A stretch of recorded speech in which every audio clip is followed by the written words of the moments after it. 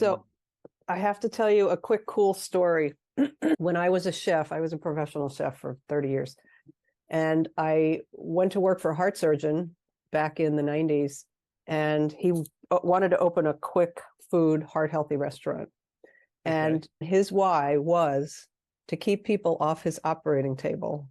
It was like 30 years ago. So now I feel like I've come full circle. Yeah, that's great to hear. Where was it? It was in La Jolla, in California. Welcome back, everybody, to another episode of Rebellious Wellness Over 50. Today, I have a very special doctor. This is a doctor who wants to put himself out of business.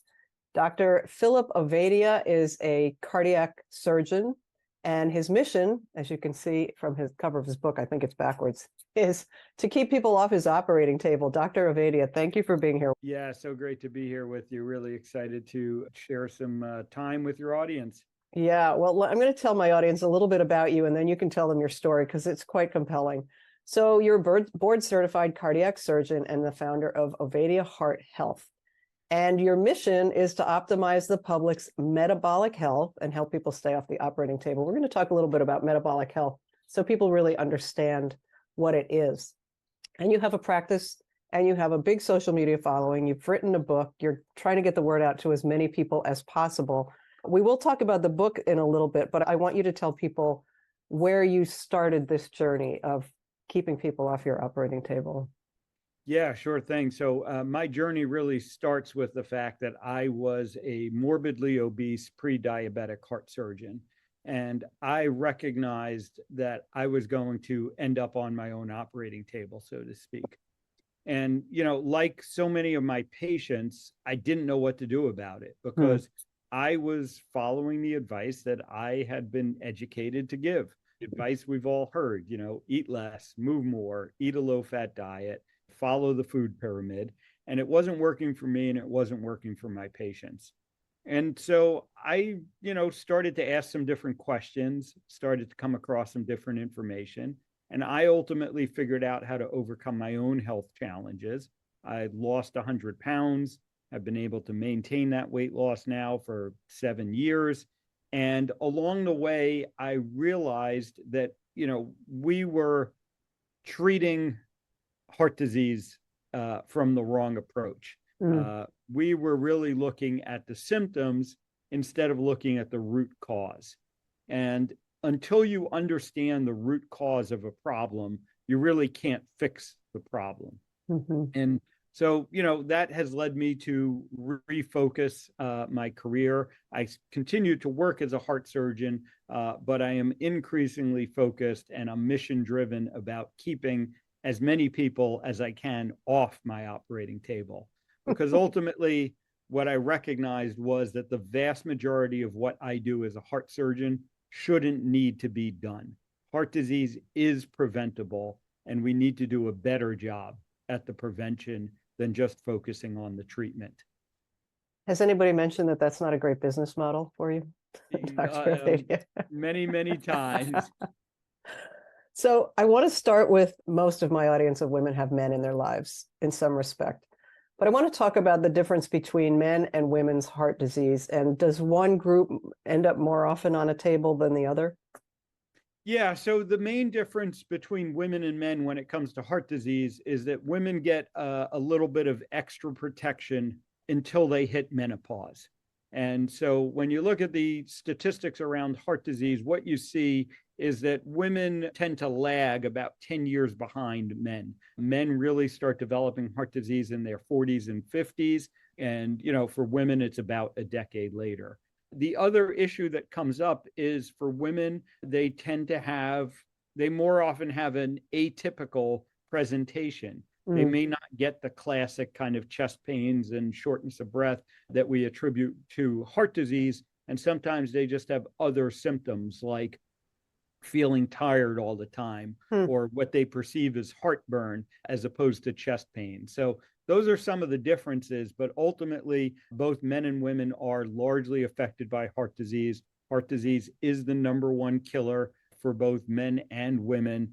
And so both genders need to focus on heart disease when it comes to their overall health. I was reading a publication the other day trying to understand the difference between all the terminology. There's heart disease, there's cardiovascular disease, can you just, so what is heart disease really? Is it diabetes? Is it high blood pressure? Yeah, so heart disease does come in many forms, but the most common one, and what most people are referring to when they refer to heart disease, is what we call atherosclerotic heart disease.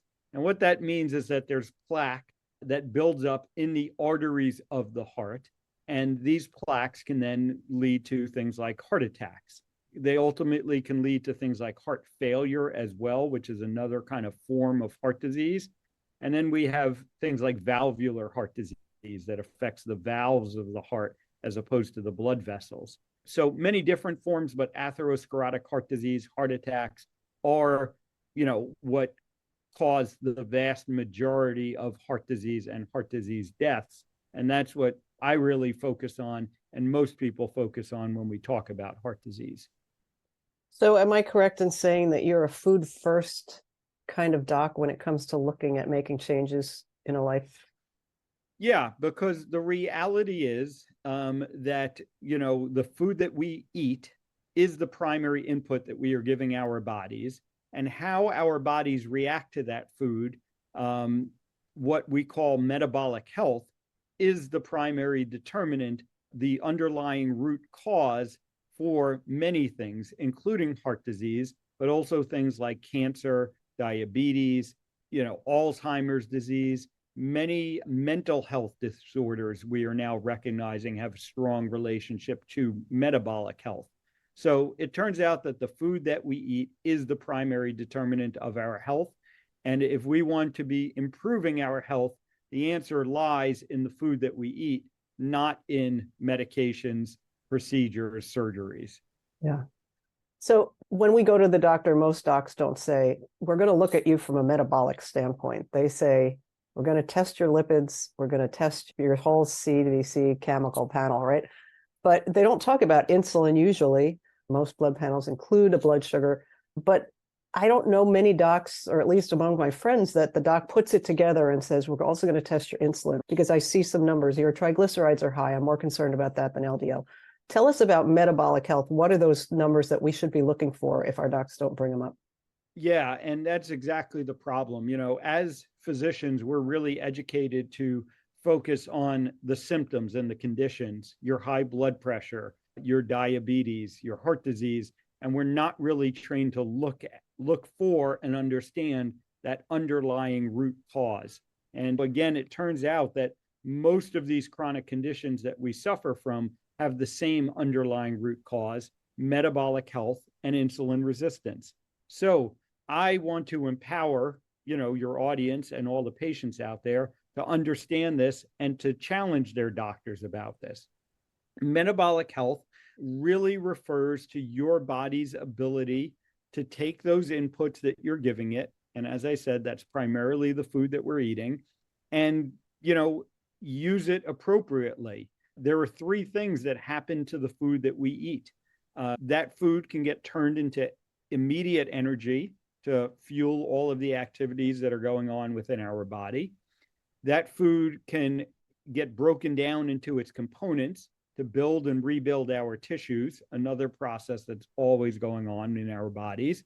And then that food can be turned into energy and stored to be used when energy isn't available, when food isn't available. Now, our modern environment, our modern food environment, has caused an issue where we end up storing too much energy and we never get a chance to use that stored energy. And that then leads to a whole host of downstream problems, which is where the metabolic disease comes into play. So for the people out there who want to know, am I metabolically healthy? How do I get my doctor to help me figure out if I'm metabolically healthy? There are 5 basic measurements that we need to look at. You can go to my website, ifixhearts.com. Right on the front page, there's a free quiz that's going to march you through these 5 components. But the good news is 2 of the 5 you can just check on your own. You don't need your doctor. Those are your waist circumference and your blood pressure. So your waist circumference, you just take a tape measure, you measure just above the level of your belly button, do it first thing in the morning. And your blood pressure, almost every pharmacy, grocery store these days has the little kiosk you can go into and check it on your own. And then the other three measurements are going to be very basic blood work. Like you said, almost every doctor does this blood work. They just don't look at it through the lens of metabolic health. So you want to know your fasting blood glucose level or your hemoglobin A1C, which is kind of a average blood glucose over about a 3-month period. And then you do want to look at your cholesterol panel, but it's not going to be the LDL number, the so-called bad cholesterol that your doctor is so focused on. We're going to look at the HDL, what they'll call the good cholesterol, and we're going to look at your triglycerides. And just knowing those 5 numbers is going to tell you whether or not you are metabolically healthy. The statistics are pretty concerning because 88% of the adults in the United States cannot meet all 5 measures of optimal metabolic health. Yeah, That's only huge. 12% of us are metabolically healthy. And that's why we see all of this chronic disease that results from the underlying problem with our metabolic health. What would you like to say about the food availability of the food, the most common foods, I would say, the most purchased foods put out by Big Food these days? How does that figure into a metabolically healthy diet? They are the cause of our metabolic health problems. They don't fit into a metabolically healthy diet. And these are the processed foods, the foods that come in packages, the foods that have long list of ingredients. This is what is driving our metabolic health crisis. And that, is empowering because that gives people the tools that they need once they understand that to reverse their course. And when you stop eating the processed food and you prioritize eating whole, real food, the things that grow in the ground and the things that eat the things that grow in the ground, that's how we can improve our metabolic health. And I always tell people, it's a simple concept. It may not be easy to do because you walk into the supermarket and 90+% of the stuff that's in there is not whole, real food. And you got to understand that the food industry, they don't care whether or not you're healthy. All they care about is selling more food. Yeah. I don't hold that against them. That's their business model, but they're not concerned about your health. They're just concerned about selling you more food. Yeah. And gosh, there's so much to say about the food. And sometimes when you look at a food, you don't have to even see the label. If it's bright orange, like cheese doodles, I will cop to having used to have a thing about cheese doodles. You just look at some foods and I just got to keep going, right? Just bypass that whole aisle of stuff when there's 88 skillion types of cookies and chips and this and that. By the same token, there's nothing wrong with having, well, you tell me if I'm wrong. What if I wanted to have some organic blue corn chips and salsa with my lunch one day?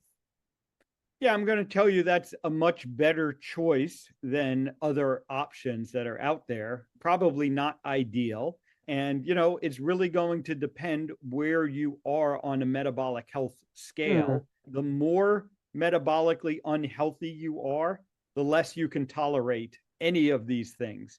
But there are always better options. And, that's kind of one of the underlying meta principles here is at least you're thinking about the food that you're eating and you're making, informed choices. All too often, people are just eating what's put in front of them, what's available, what's easy, and they're not thinking about the food that they eat and the impact that that's going to have on their health.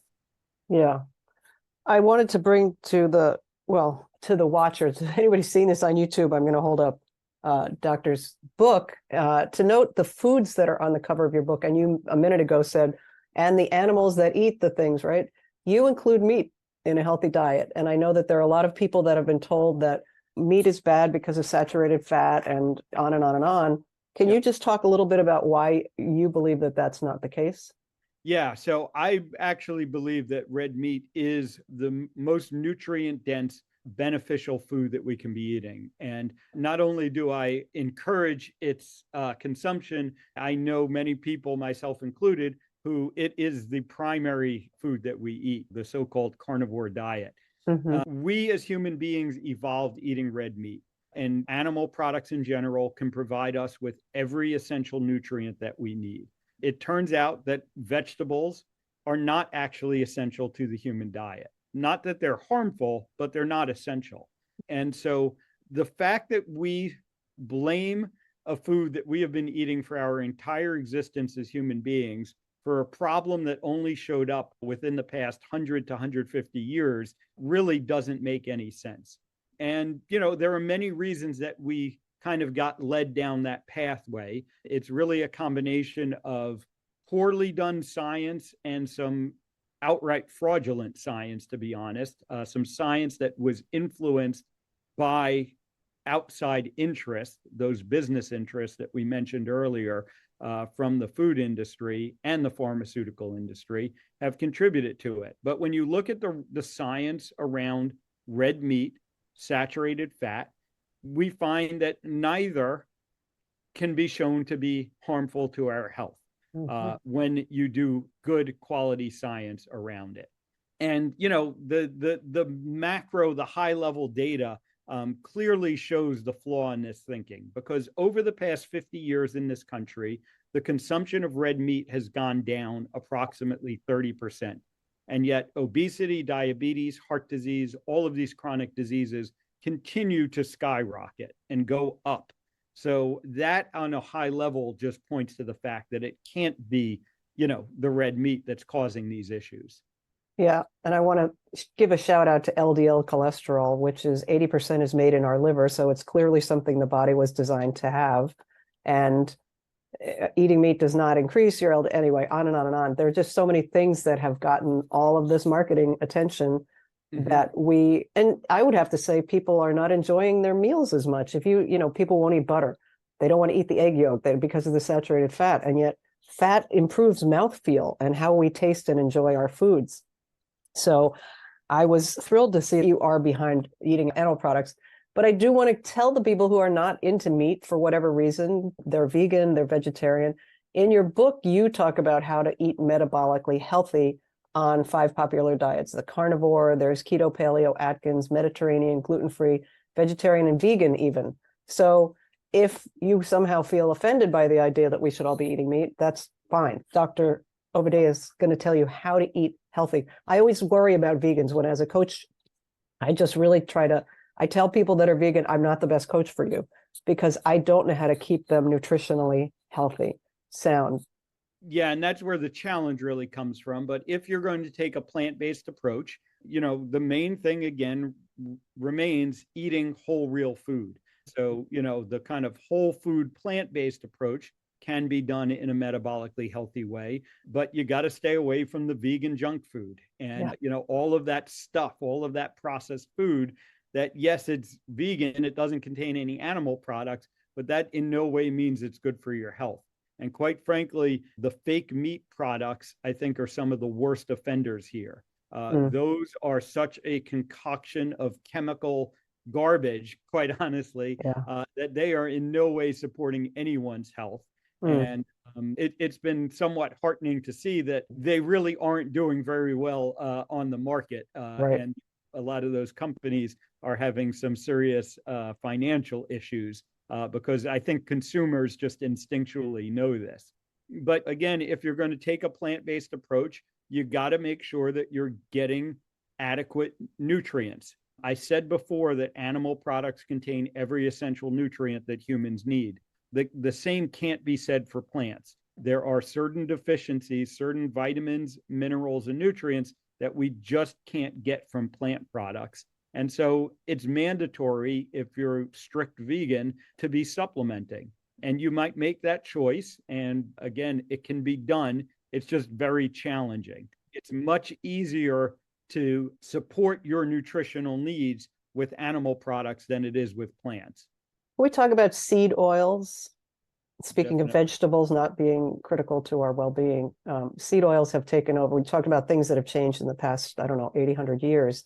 the increase of intake of seed oils, I'm talking about corn, peanut, canola, all that stuff, has in some schools of thought contributed to the metabolic ill health of people. Why is that? Yeah, definitely so. And the reason why is because these are not things that our body even knows what to do with. They're not what our bodies evolved eating. And quite frankly, they weren't ever really intended for human consumption. These are industrial products. And when they needed more uses for them, someone figured out with enough processing, enough chemical modification, you can make these things not acutely toxic. They don't kill you right away. And so they were felt to be safe for human consumption. They're profitable for the food industry. So the food industry is more than happy to incorporate them into just about everything these days. But seed oils are inflammatory and they interfere with our body's normal machinery, what we call the mitochondria, which are the power plants of our cells. And our bodies think these are the natural fats that occur, the fats that we get from eating whole real foods. But because they're not, they gum up the machinery, they screw up the machinery, and they lead to a whole host of problems. And I do think they are a primary component of what's driving this epidemic of metabolic disease. It's tough to separate out the effects of sugar and highly processed carbohydrates from the vegetable and seed oils because they're combined in nearly all of the processed foods that we get. Yeah. So it becomes very difficult to separate out one from the other. One way to look at this is sugar at least is a natural product. It is something that humans have been eating, not nearly in the quantities that we eat it today, but at least our bodies know what to do with sugar. They don't know what to do with these industrial seed oils. I interviewed somebody named Udo Erasmus, he was the founder of the 4, 6, 8 omega-3 oils that are kept refrigerated in health food stores. And he actually did a lot of research way back. He got very sick from pesticides. But he was talking about how most of the oils in existence right now are heavily pesticided.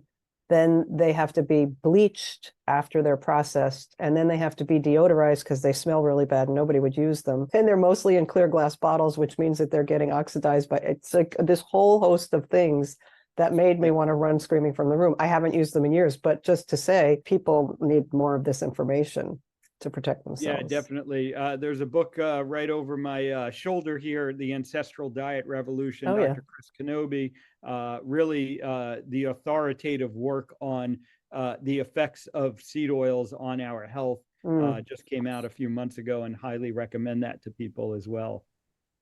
So I was going to ask about supplements. You mentioned them a minute ago when we talked about vegans.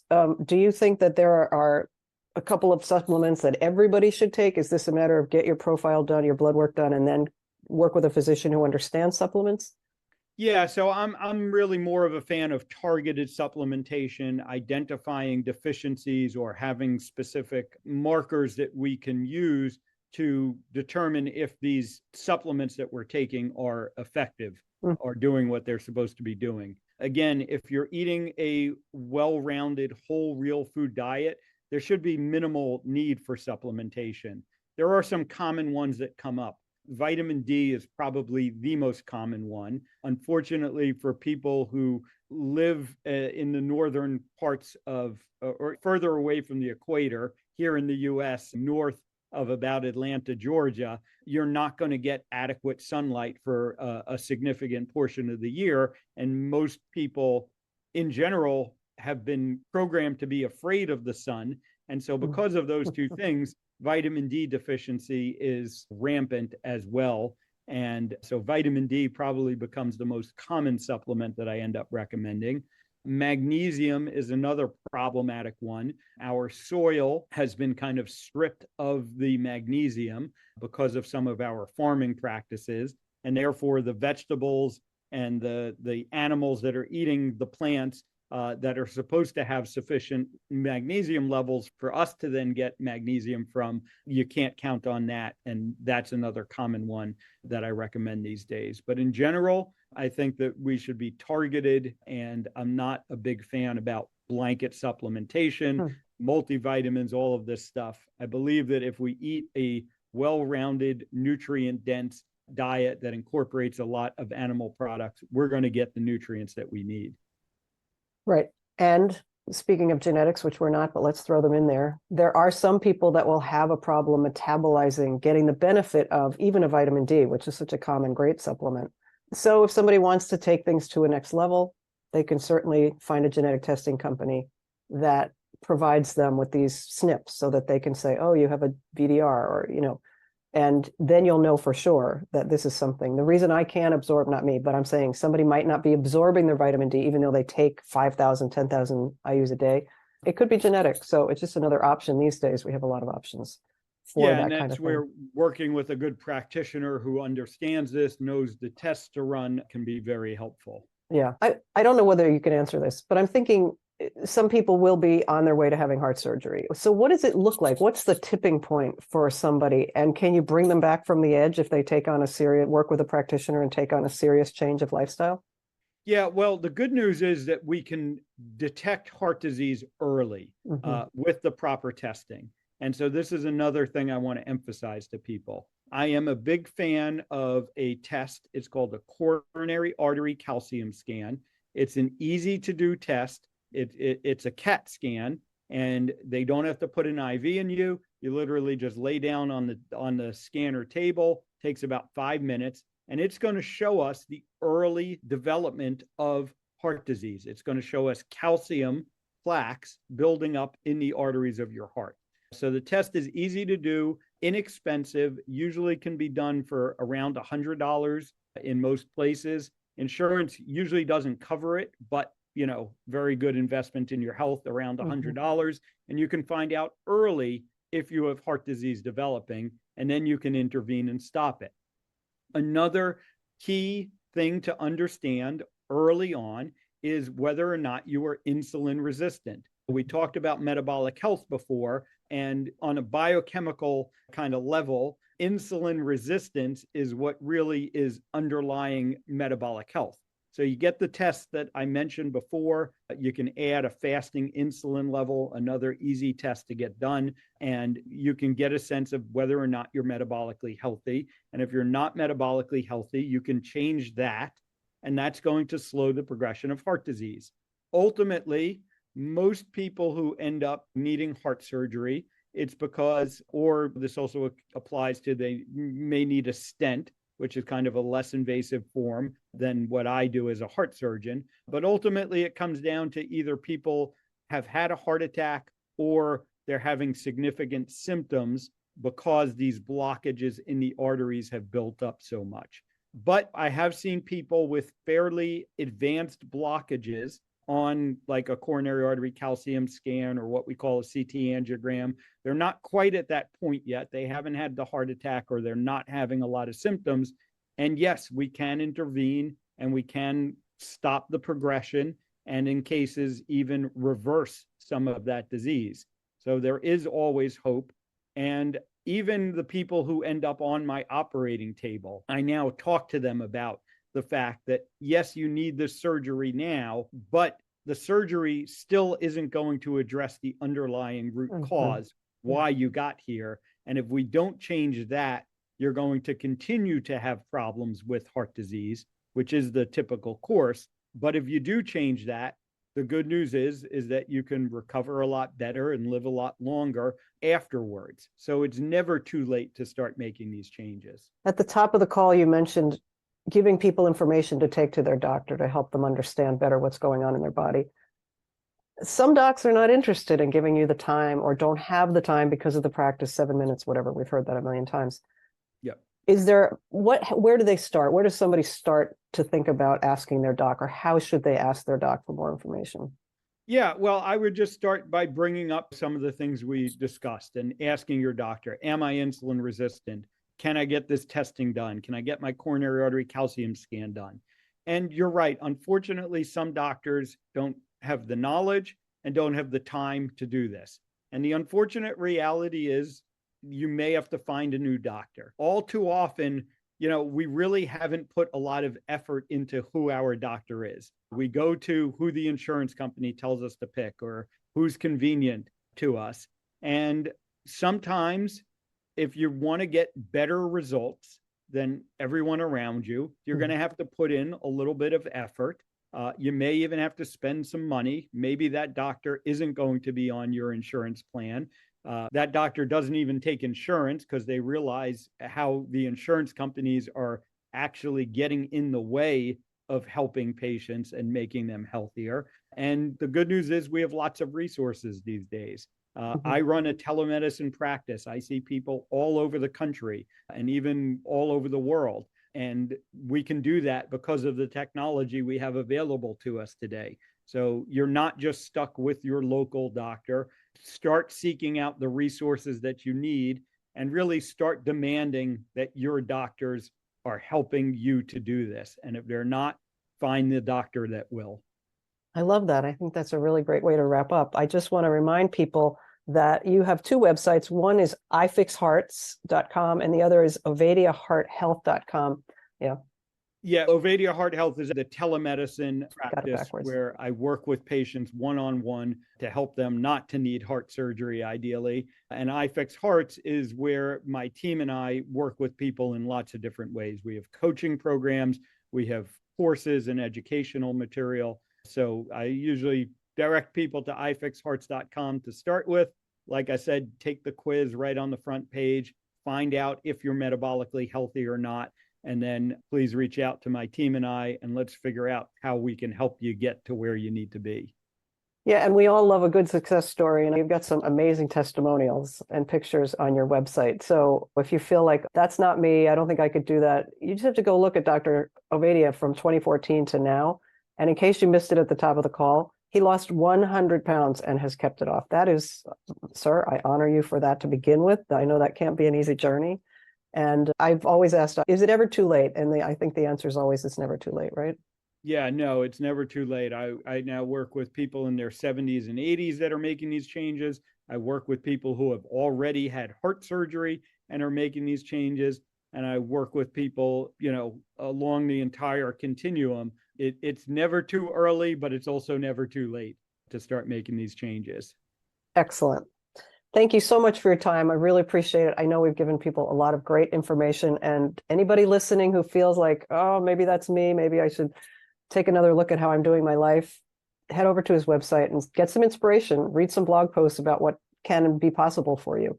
And I wish everybody staying well, being well, and you too, Dr. Ovadia. Thanks again. Thank you so much for having me on. Yeah, I'll be back next week with another fabulous guest, everybody.